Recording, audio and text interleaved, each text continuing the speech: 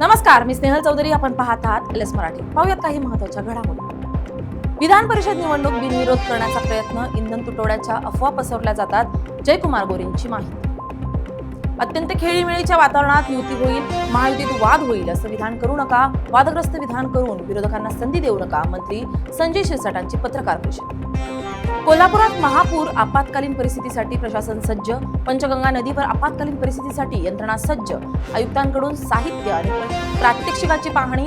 अग्निशमन दलाच्या मुख्याधिकाऱ्यांकडून माहिती. जनतेच्या पैशावर नेते देश विदेश फिरतात. जनतेला कोण वाली नाही. दरवाढ परवडत नाही. खिसा कमी कापला जावा यासाठी सरकारकडे विनंती. इंधन दरवाढ झाल्यानंतर कोल्हापूरकरांच्या आक्रमक प्रतिक्रिया.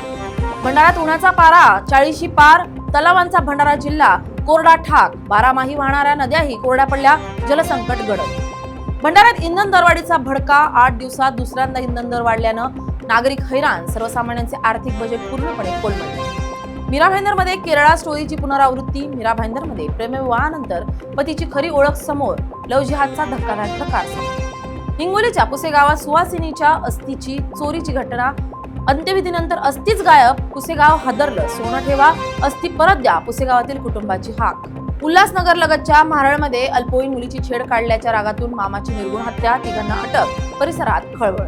यवतमाळमध्ये नगर परिषदेच्या डम्पिंग ग्राउंडला भीषण आग. 8 तासांनी आग आटोक्यात.